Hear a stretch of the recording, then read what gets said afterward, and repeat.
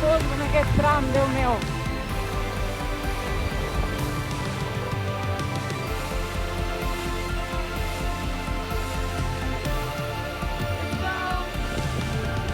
Em dic Eloi, tinc 31 anys. I jo em dic Sònia i en tinc 32. I en el seu moment érem d'Osona i ara, sincerament, ja no sabem d'on som.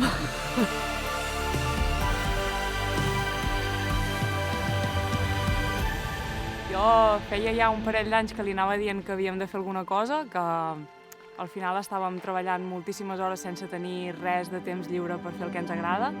I bueno, vaig estar esperant un temps i després de la pandèmia ja va ser com el moment en el que li vaig dir sí o sí, ara ja no espero més, jo vull marxar, vull anar a fer un viatge en bicicleta i per l'Eloi també va ser el moment, així que doncs, va quadrar i vam vendre tot el que teníem, vam deixar les feines, els amics, la família i ens en vam anar. Aquesta aventura en bicicleta començava a San Diego al gener, als Estats Units, i l'objectiu era intentar recórrer les millors rutes de muntanya de Llatinoamèrica.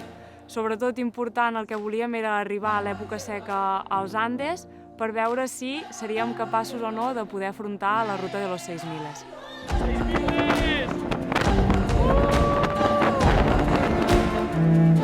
Tu no et penses que estàs preparat per realitzar una aventura d'aquestes característiques. Simplement, tu vas tenir la idea i jo ja et vaig dir a un inici que era impossible fer aquesta ruta. Tal com teníem les bicis, el material que disponíem, no era l'adequat per fer la ruta de los 6 miles.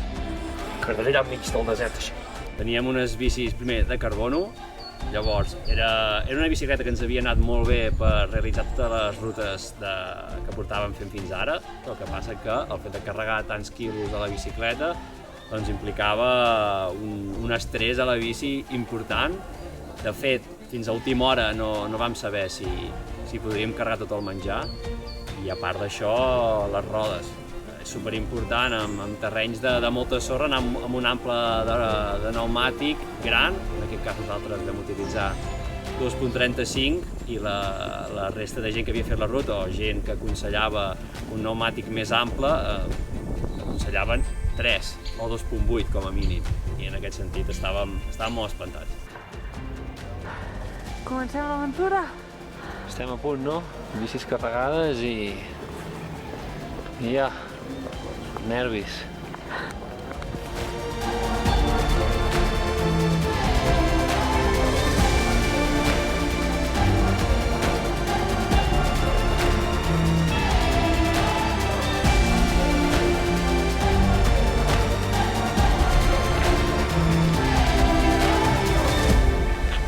La ruta de los 6 miles és una ruta creada per Tanelli, que el que fa és creuar tota la puna d'Argentina, des de Jama fins a Guandacol si enllaces la ruta nord i sud, i és una zona en la que no hi ha absolutament res. Llavors has d'anar amb 20 dies de menjar, una mica més de 3 dies d'aigua per si passa alguna cosa, i al final saps que estàs allà sol, sense cap mena de suport a prop, ni poble, ni persona, ni res de res.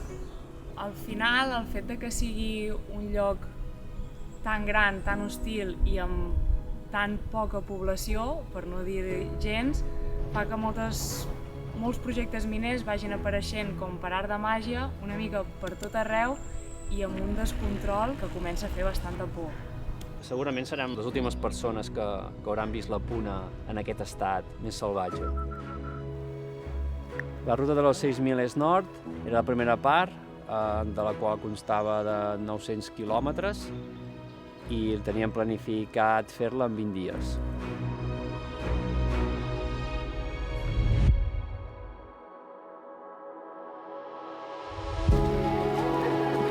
Anem a buscar fruita.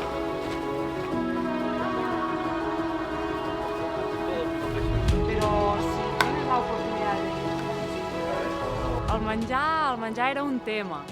Llavors havíem d'intentar que poguéssim cobrir les necessitats calòriques de proteïna, d'hidrats, de greixos i tot com per poder arrencar cada dia amb energia, però tampoc podíem portar tot el que ens hauria agradat. Llavors, el que jo vaig fer va ser fer un Excel juntament amb el que havia estat el meu entrenador i un dels meus millors amics, en el que comptava unes 2.500 calories per mi i unes 3.000 per l'Eloi, combinades que hi hagués proporció de proteïna que tocava, d'hidrats, etc. Que jo no sé com ho fareu, perquè podeu deshidratar coses o heu de tirar molt a base d'arròs i coses d'aquestes. Llavors, a partir d'aquí, anava combinant diferents aliments que pesessin poc i que tinguessin un aport calòric prou alt, que també es necessités poca aigua per cuinar-los i que amb tot això poguéssim aconseguir portar 20 dies de menjar el més lleuger possible, però també que fos una mica divertit, que no fos menjar sempre el mateix. Important reduir pes. Té història aquest pot, o sigui, portem reutilitzant-lo des de fa molts i molts mesos i ara, doncs res, intentar treure aquest pot de vidre i passar-lo aquí, però està superdur, així que estem al desert i si estem al desert, doncs ja sabem què hem de fer. Fotre al sol, tu. Snickers, Oreos, barretes, galetes, la fruita i tot el que siguin dolços ho gestiono jo, si no els 2 dies no tenim menjar.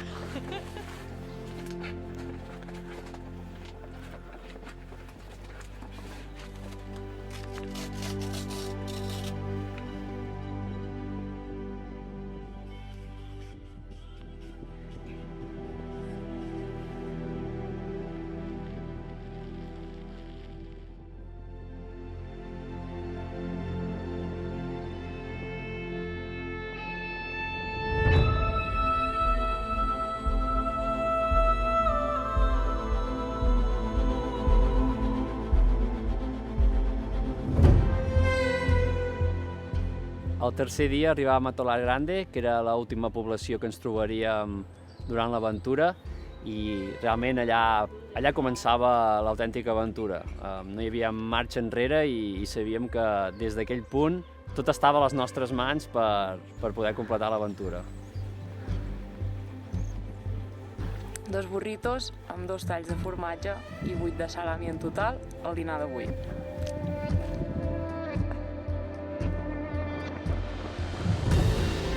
Estem a l'església de Vega Socompa. Hem hagut de fer un detour per veure si aquí hi havia aigua perquè la laguna Socompa està tota contaminada. Si abans era blava, ara és groga, és tot sofre. Llavors hem pujat fins aquí dalt per veure si trobàvem alguna cosa i no té molt bona pinta. L'Eloi ara ha anat a caminar fins una mica més amunt i ha anat aquí a fer una volta a la casa abandonada a veure si hi hagués algun sortint d'aigua. Però pinta xungo, tio. Ha de baixar l'aigua per aquí al mig. Tenim aigua. Fresqueta. Estem salvats. Oh, quina tonyinada, va parir. Iglesia Vega Socompa, aquí la tenim. En el moment en el que vam arribar a l'església abandonada de Vega Socompa, va ser com... Ara sí, estem al mig del no res, no hi ha absolutament ningú. A l'acabar parar el vent només no se sentia res, estàvem només nosaltres i la sensació de dir per fi estem on volíem estar amb aquesta solitud és que no sé, costa molt d'explicar perquè és tot el que havíem estat buscant aquest any de cop es materialitzava allà, per fi estem a la puna, estem sols, estem fent la ruta que volíem i això és espectacular.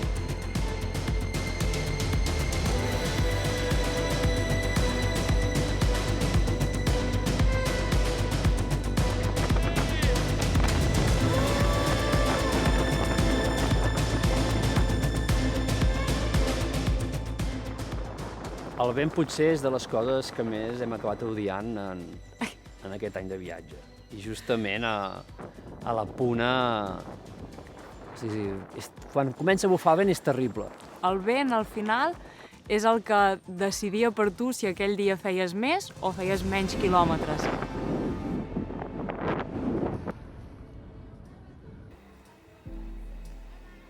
Després de Mina Casualitat va començar el paisatge que tant esperava.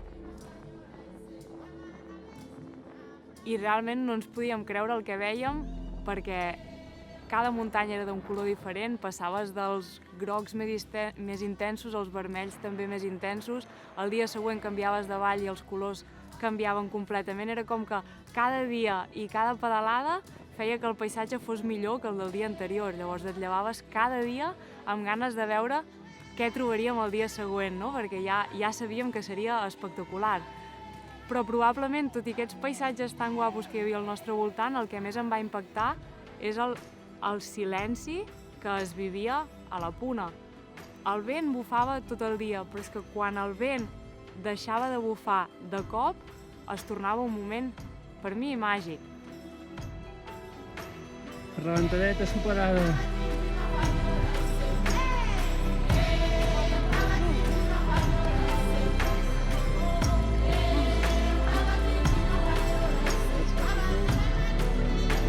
Que guapo, Déu meu!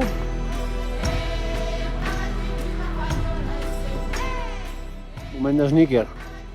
No sé si satisfarà totes les necessitats nutricionals que tenim ara, però... Jo vaig molt faltat, jo, eh?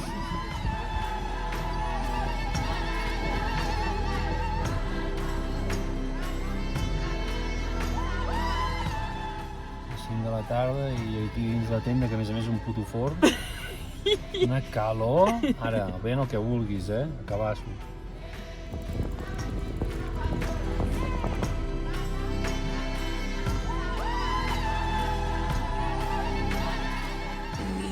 Ens llevem a Laguna Cajeros.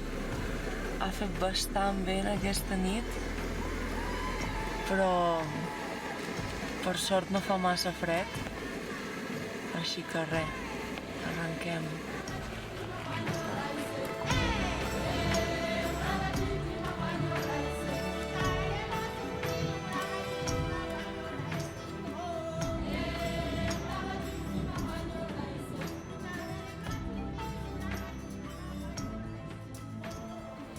La família Brea és l'única família que viu a la vall de Potrerillos i és les primeres persones que vam veure després de molts dies sense veure absolutament a ningú.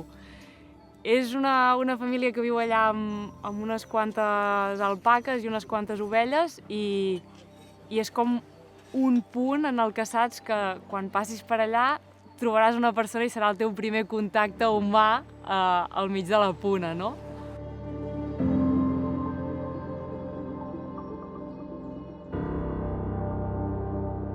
Boulevard of Broken Culos, sí.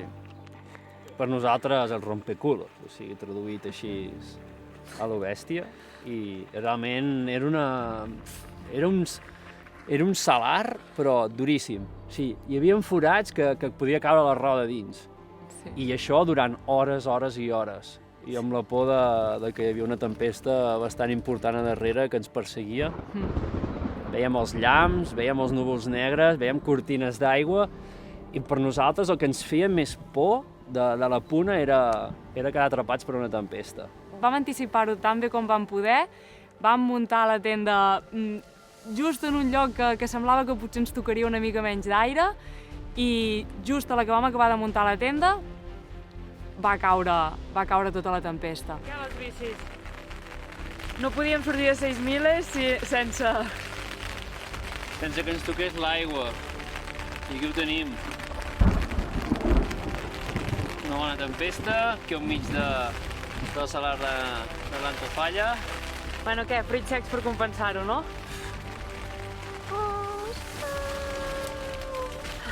L'endemà ens vam llevar i el dia pintava bastant maco i dius, uah, perfecte, comencem. El fang se'ns enganxava a les rodes, que és que no podies pedalar, o sigui, si ja era dur el salar com a tal perquè et destruïa, vam haver d'estar carregant les bicis tot el tros que ens quedava de salar, perquè és que si les recolzàvem al terra, bueno, ho haguéssim xafat tot, perquè el fang s'enganxava per tot arreu, era aquella argila que no et deixa fer res.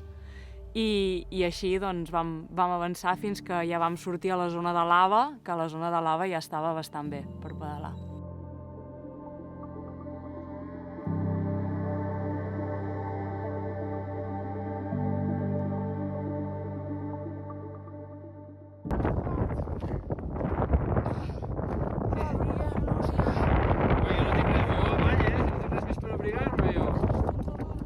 pues afanya't. Vam fer una baixada espectacular, molt ràpida, pensàvem que es destruiria la bicicleta, que saltarien les bosses i tot.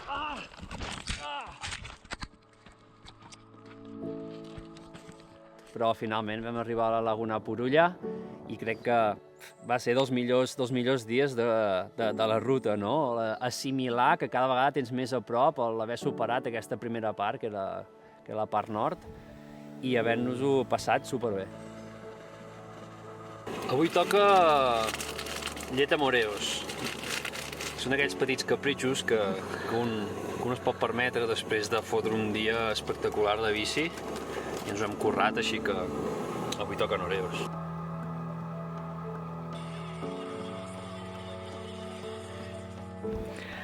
Estem a l'últim pas alt de 4.000 i pocs metres de la ruta. Abra... què? Robledo. Abra Robledo.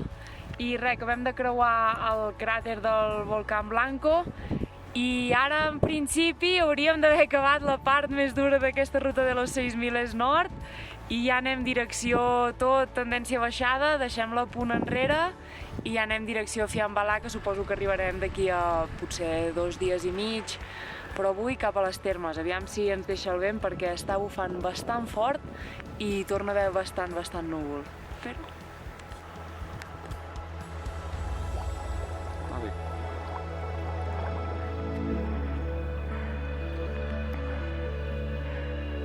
Dia de creuar un riu 80 vegades o més.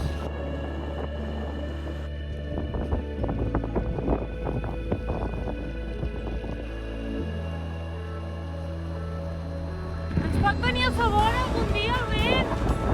No, Acabem d'arribar a Palo Blanco. Estem arreserats d'aquesta tempesta de vent i sorra a la Casa de la Cultura. Així que res, anem a netejar una mica la roba, les sabates, res, ja a descansar i demà ja si ens llevem amb menys vent i arribem a Fiambalà. I volíem emoció, aquí la tenim. Kit de pluja activat, bassals enormes i ens anem cap a Fiambalà a menjar un gelat. Sort que ens ha passat que ja és asfalt fins allà, Som-hi! Fiambalà!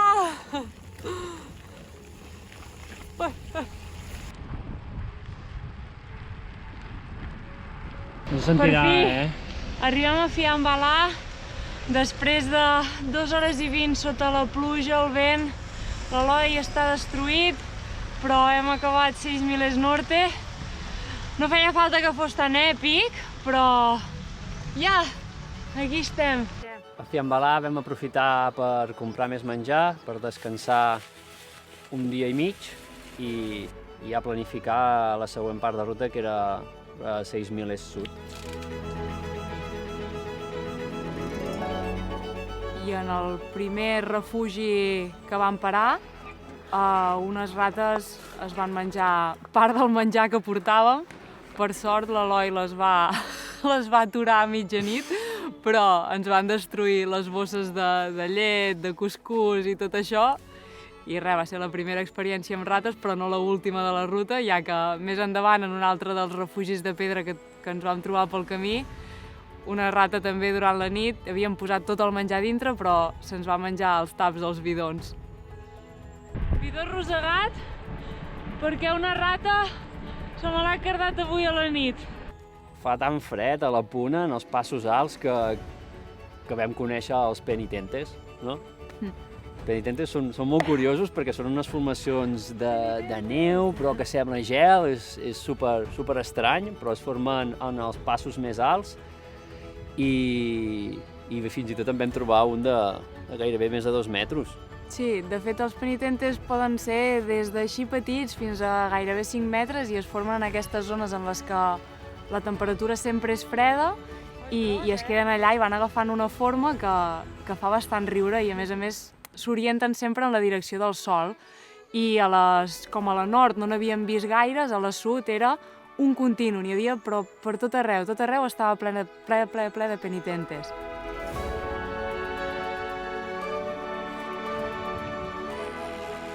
Un petit fred al matí, però aquesta baixada val la pena, no?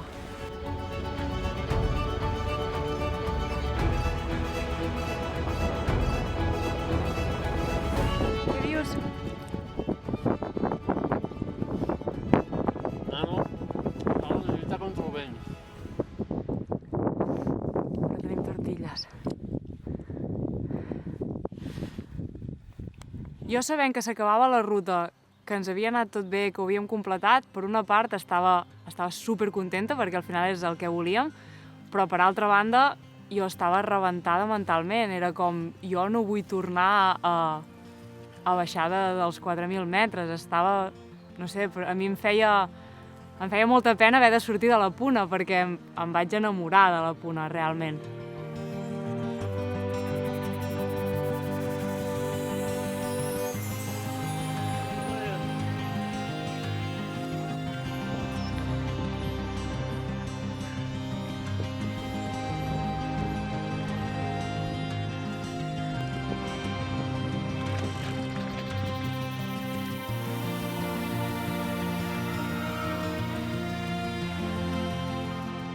I ja estem pujant el penúltim pas d'aquesta aventura.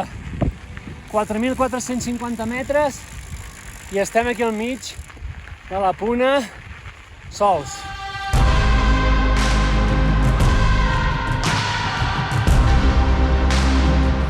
Avui sí que ben de cul, flying, com diria el Carlos.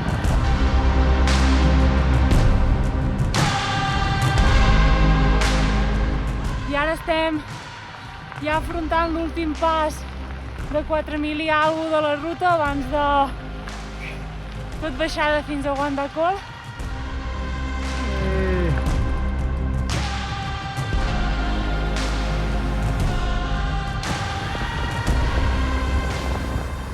Que va ser un moment de dir tornem a estar a la realitat, una realitat que no volíem. O sigui, allà vam descobrir el que realment ens va atrapar, el que desitjàvem des de feia temps.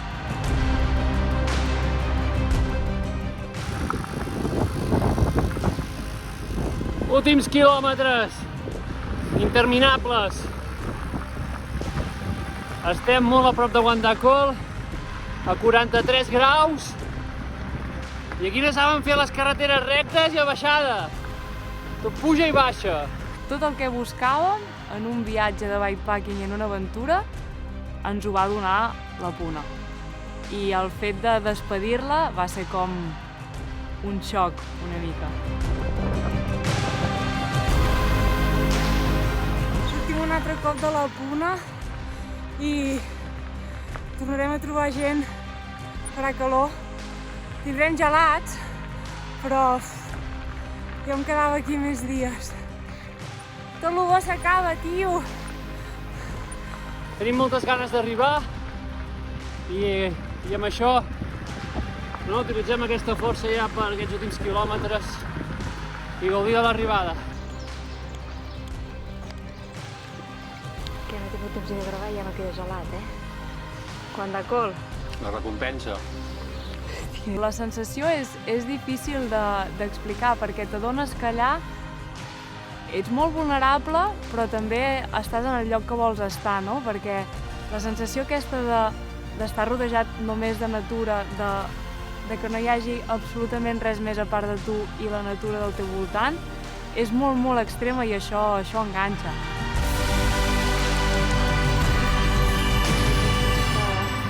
La realitat és la que és i, evidentment, ens fa por tornar a una realitat que no és estar viatjant en bicicleta. Quan portes molt de temps fent aquest tipus de vida,